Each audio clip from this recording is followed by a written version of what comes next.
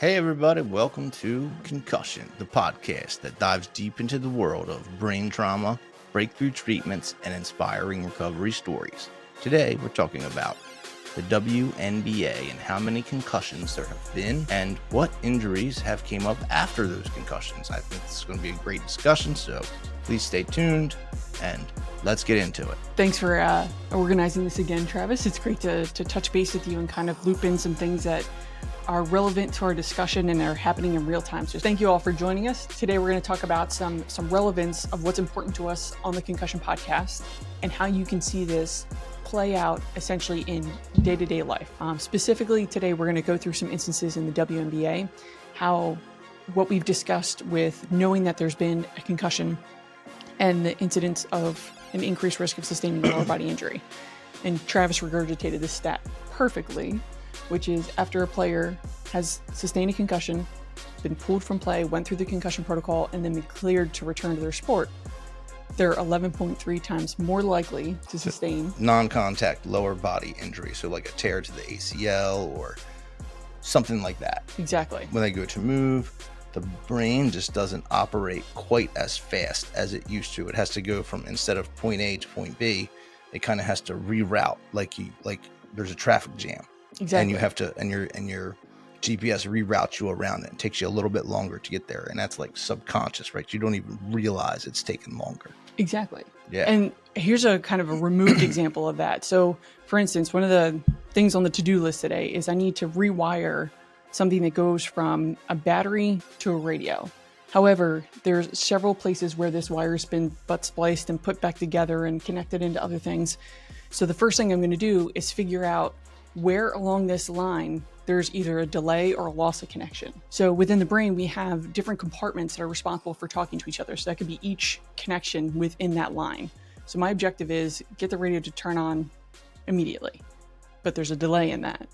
So going through all those different connection points, seeing where the signal's lost, seeing where there's a delay in circuitry relates to having a malfunction on the end of the radio. But really it all starts at what happens at the battery through the wire, what needs to be rerouted, what needs to be replaced or enhanced. But I was just thinking of that. That's like kind of another example of we have to kind of trace this back to where do the commands come from? Where does the power come from? To be able to figure out why the output might not be ideal. Gotcha. So anyway, it kind of just illustrates we're missing something on the concussion rehab side because these players in the study that we were referencing or in the NBA, they have access to an excellent level of care, people who are doing their best to help these players in every way they know how, but we're just missing the part that can optimize the efficiency in the motor commands. So this season in the WNBA, there were 3 notable concussions, and we're going to kind of discuss those in the relevance of what we are trying to bring a little bit more attention to on the concussion front. Yeah, so we're talking about the WNBA, 3 girls who got concussions, and this season, 2025, we're going to break it down, and it's going to be exciting. And we're early on in this season. So started at the end of May, and we're coming up on the All-Star break. And the team that Travis has decided to root for this year is the Washington Mystics. Yeah. And they have 2 rookies that made it to the All-Star game. So that's a big deal for them. Washington Mystics drafted these 2 players, Kiki Irifin and Sonu Citron, and really kind of were kind of these unexpected players that just excelled in the WNBA. They had a great college career, but they just really took off in terms of their performance with the Washington Mystics. It's a Cinderella story. Yeah. Yes. They didn't have the limelight or expectation that other players might have, but they've really surprised everyone with how hard they're working and how much they're able to generate and how efficient they are playing for the Washington Mystics and getting a good offense going there, and especially defense for both of them as well. So Travis's team is one that we're going to pay a little bit more attention to after the All-Star break because he's new to sports. I'm new. So we're not going to invest in an entire season start to finish, but we're going to kind of pay a little bit more attention now that the All-Star break's over. The intensity picks up a little bit. And before we get into the 3 concussions, Travis noted that he saw an impact that got his attention. First of all, it came up on his social media. Yeah. And that's a big deal because our tracking cookies are in two totally different pantries. Sports will generally come up on mine because those are things I interact with and engage with. Yeah. Sports do not come up on yours. No, never ever do I see sports. Right.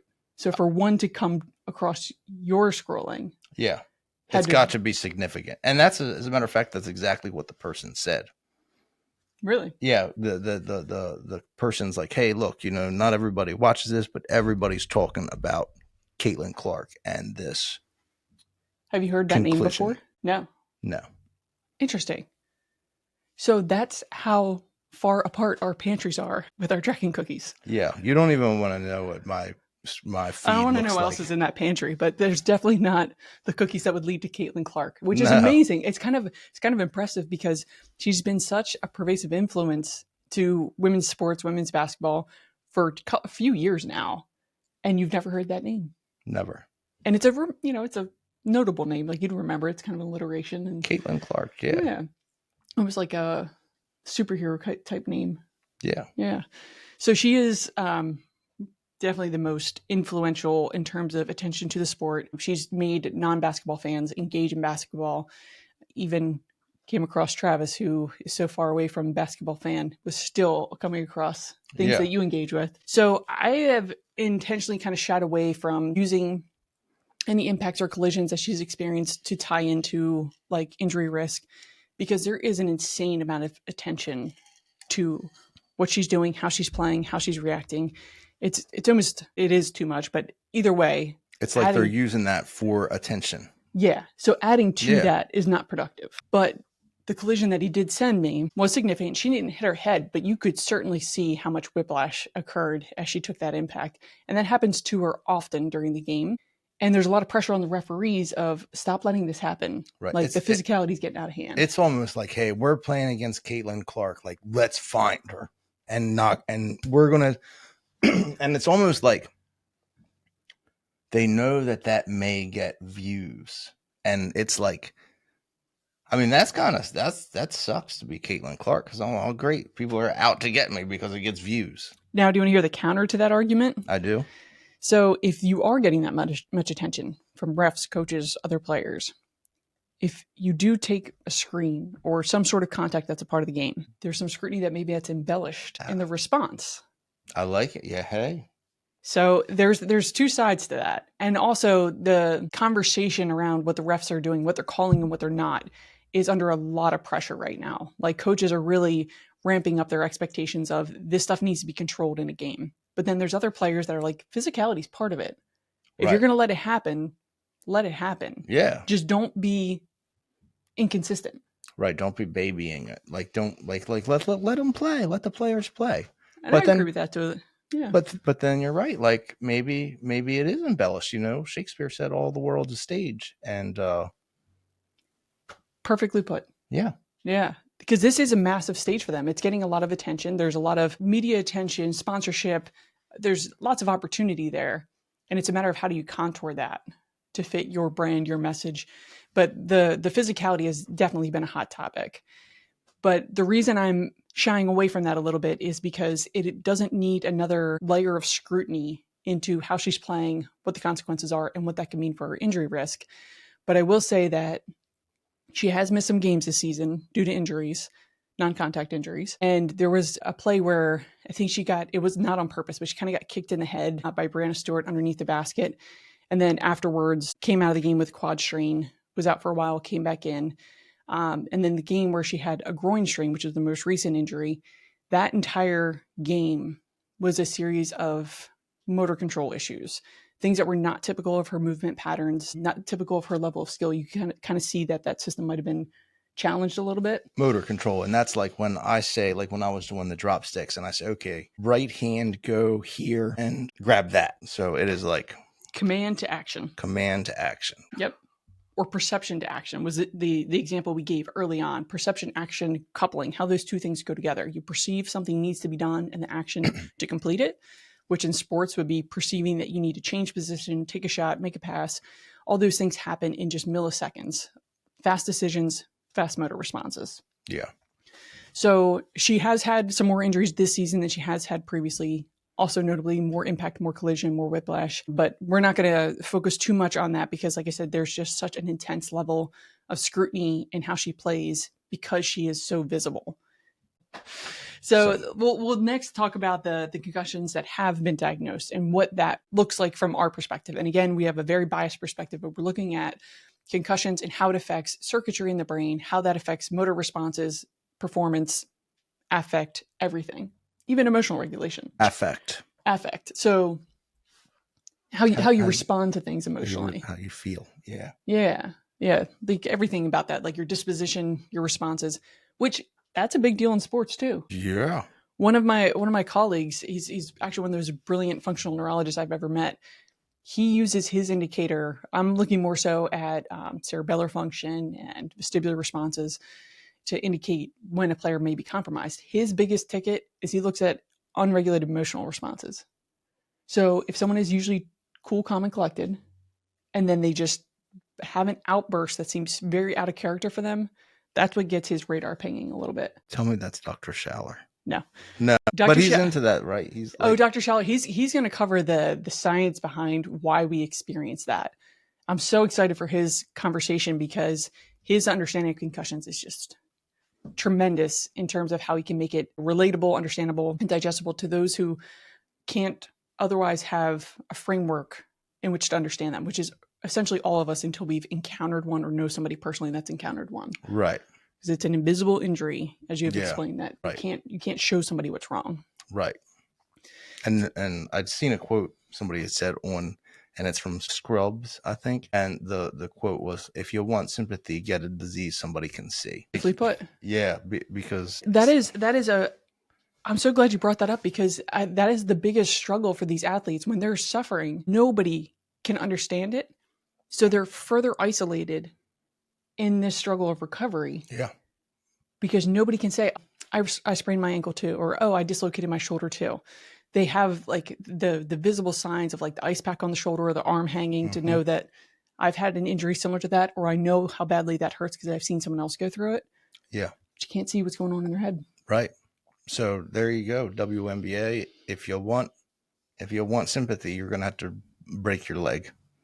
Yes. You might not get the appropriate amount of understanding and empathy with a concussion that you would with a physical injury. That's not a suggestion from the Concussion podcast. Don't do that. I'm not a doctor. That's a good suggestion. So there was the concussion recently with Paige Becker. So what happened in the game is she was attempting a drive and she had a head-to-head collision with Courtney Vandersloot.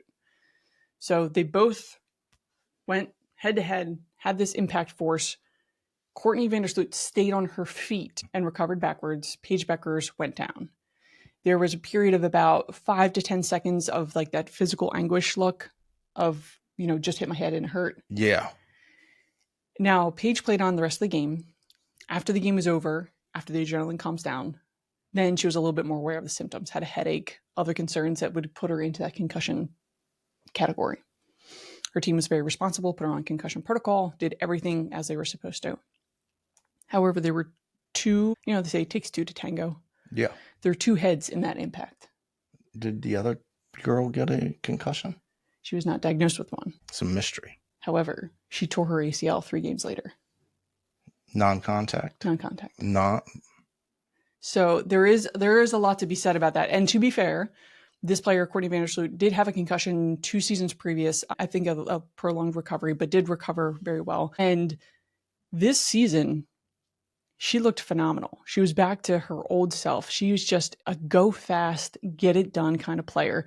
Not the tallest player, but the most creative in how she could make plays happen. Get balls to, get the ball to whoever's open, create space for players. So it was really, really a sad one because she had worked so hard to recover from the first one.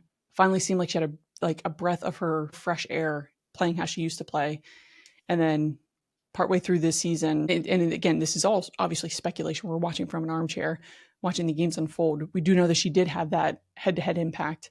And then shortly after, and that could have been something more in the category of a second impact syndrome, could have been unrelated. But either way, it's just something notable that there was a head-to-head impact. One player was diagnosed with a concussion, the other one wasn't. And the player that was diagnosed with a concussion went through the concussion protocol, did all the right steps, came back in, played a few games, and then went out with a knee injury. She's now back in, so what thankfully was not a serious knee injury. She's had her fair share of serious knee injuries. So thankfully that one was not as season ending. And the girl who she collided with did not get diagnosed with a concussion. Mm-hmm. And 3 games later, she has a non-contact lower body injury. Exactly. Which is a season and it was an ACL tear. Yeah. Which is that's season ending injury. Where did you learn that acronym? You've been studying.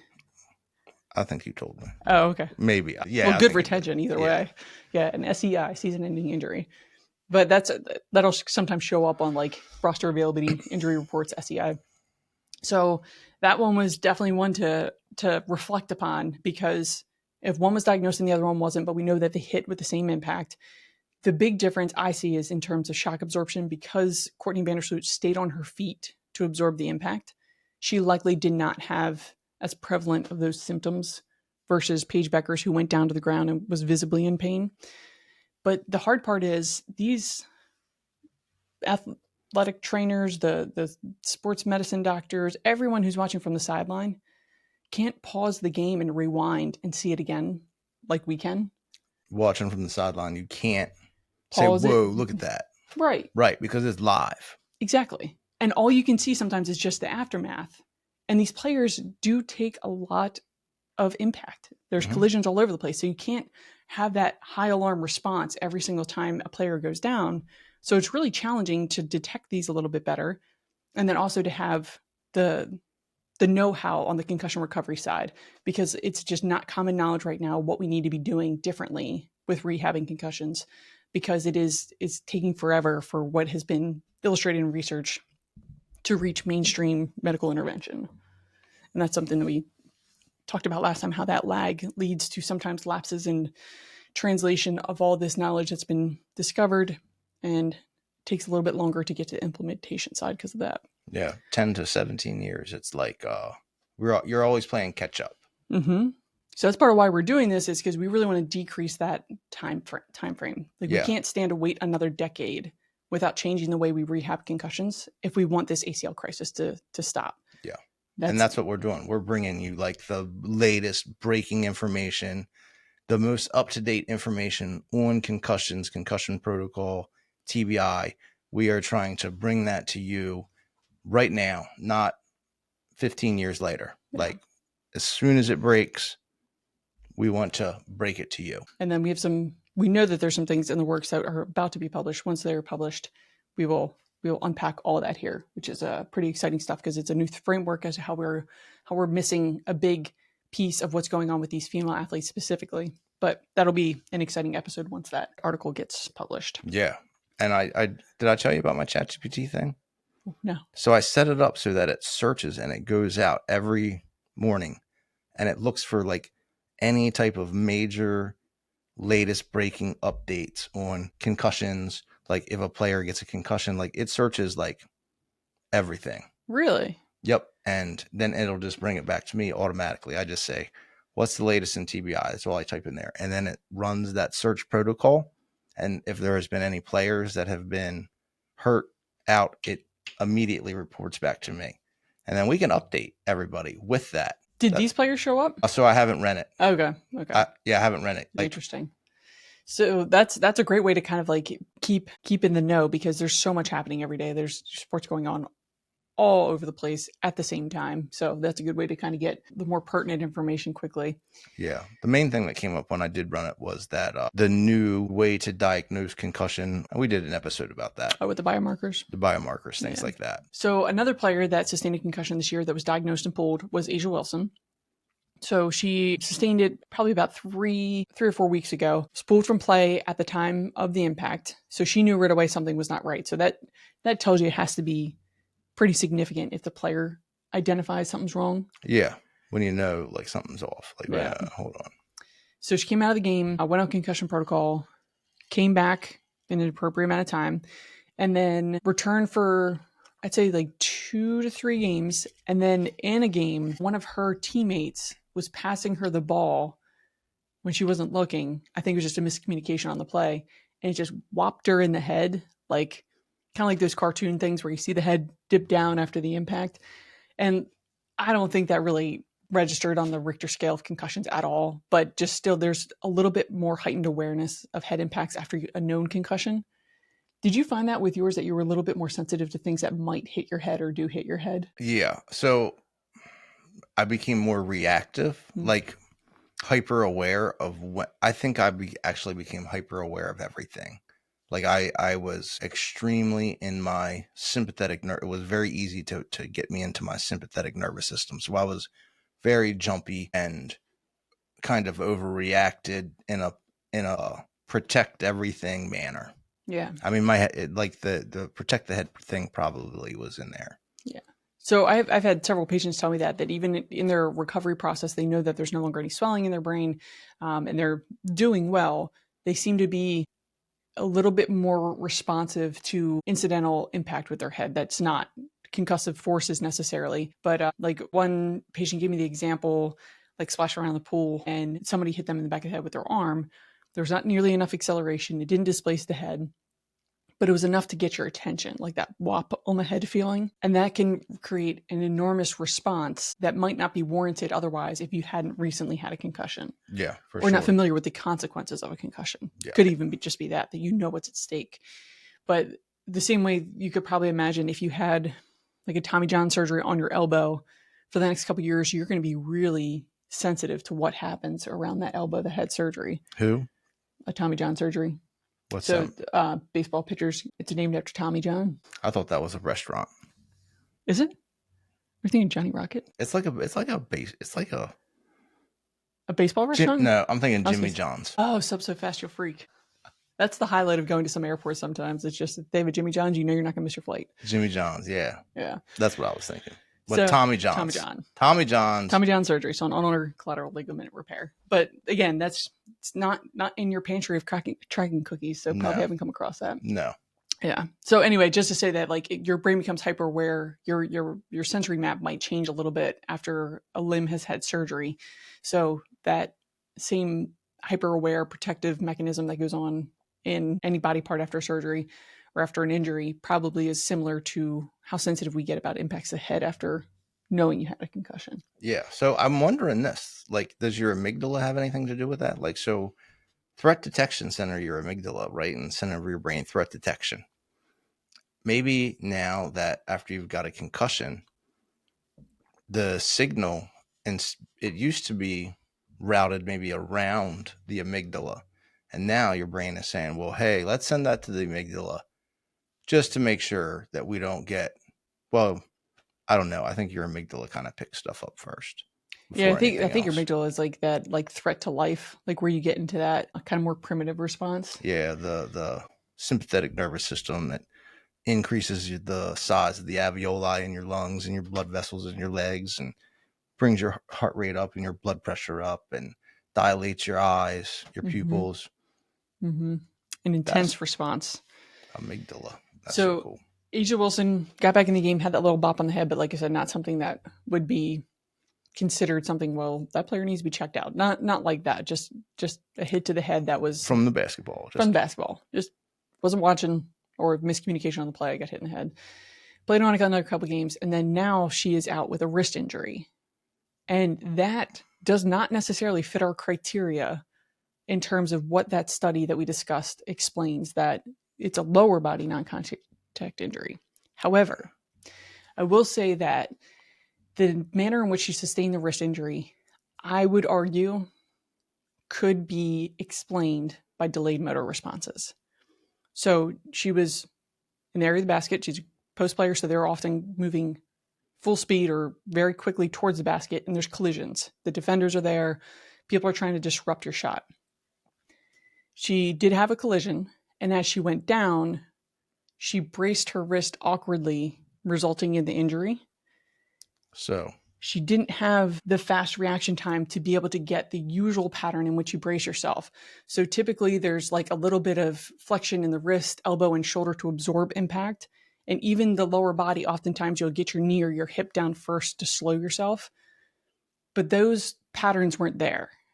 So again, this is just for the purpose of the discussion, not to necessarily place blame on the concussion caused that, but just for consideration that we know the concussion disrupts the reaction, the perception and action response time. So she perceived she was going towards the ground, but the action of getting her body ready to brace and slow herself down was delayed. And this is Asia Wilson. Asia Wilson, yep. And how, like, explain the contact that caused her to fall. A collision with a defender by the basket. Collision with a defender. Yep. So she was going up to take a shot. Obviously, somebody's trying to stop her and defend her.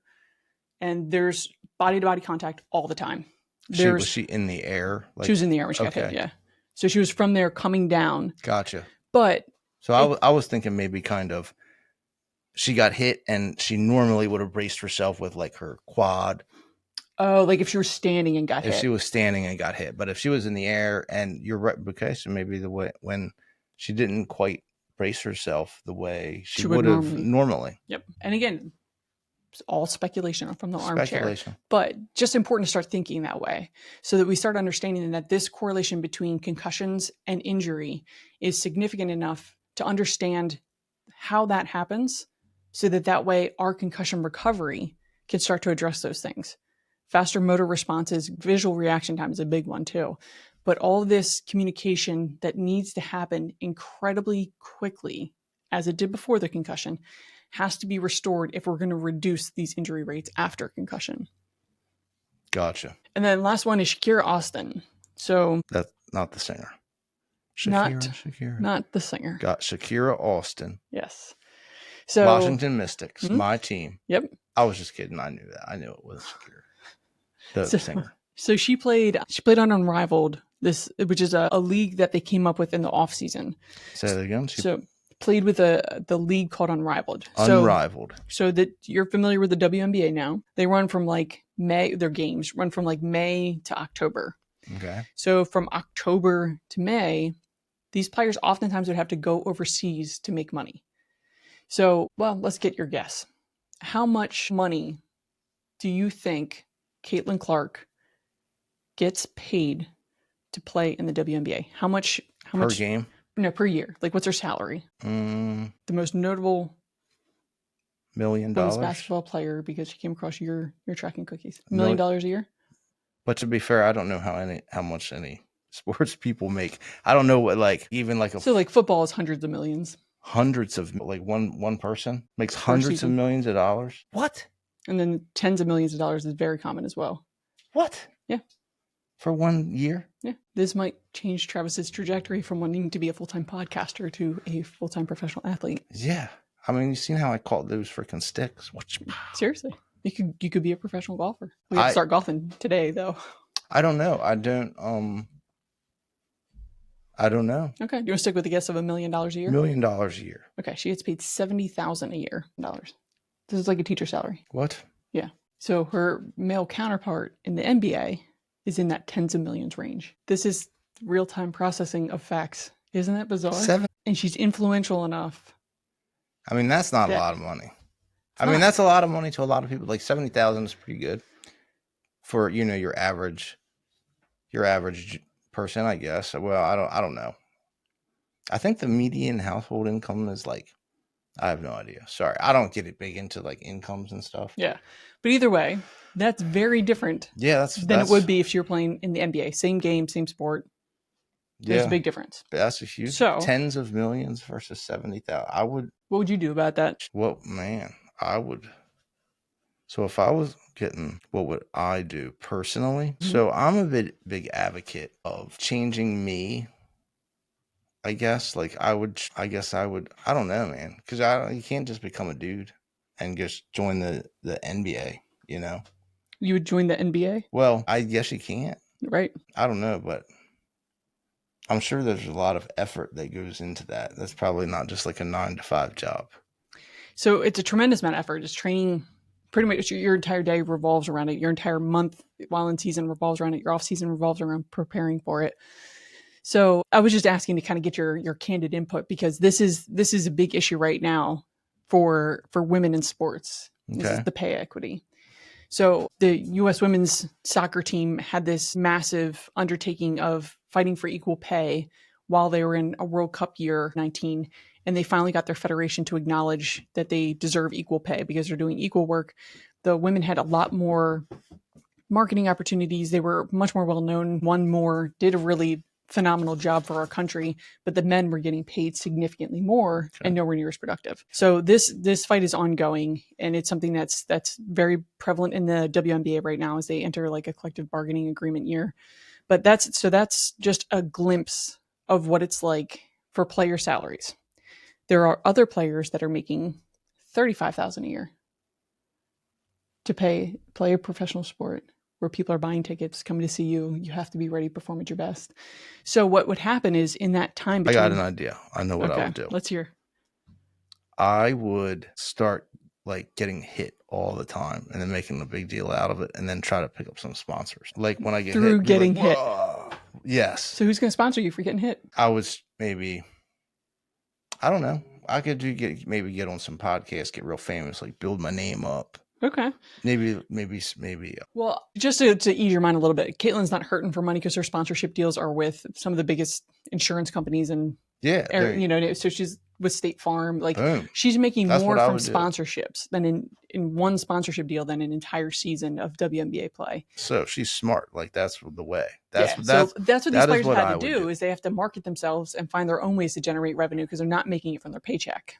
But before the league had this much attention, these players would have to go from October till the following May with just dormant time. However, not making enough in the WNBA, they would go overseas and make 10 times the amount to play overseas. I would just stay over there. So they would go play for Russia, for France, countries over there where there's a little bit more financial equity for these players playing at a really high level. So what happened this past year is there was a few players that took it upon themselves, and some other individuals as well, to create a league on U.S. territory that fills that gap with much more pay equity. So that league was called Unrivaled. So it ran from the end of the WNBA season to the beginning. It was a 3-on-3 league. Okay. So that way they didn't have to have as many players. Not everyone had to participate, but they could make several teams. And it got these players in tip-top shape because 3-on-3 is hard. Yeah. They're normally playing 5-on-5. It's a little bit less running and physical demand, but 3-on-3, you're always on.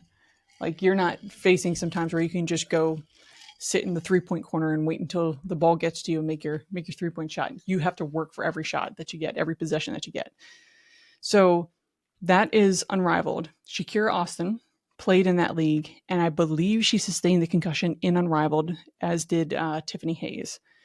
So they are the ones that have been kind of picked up this season as identified concussions. Shakira Austin is still playing, so she has not been injured since.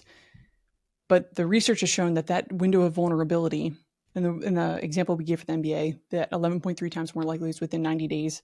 However, other research has shown that window of vulnerability is as far out as 2 years, where somebody is 4 times as likely to sustain a lower body injury, so 400% more likely, and even beyond.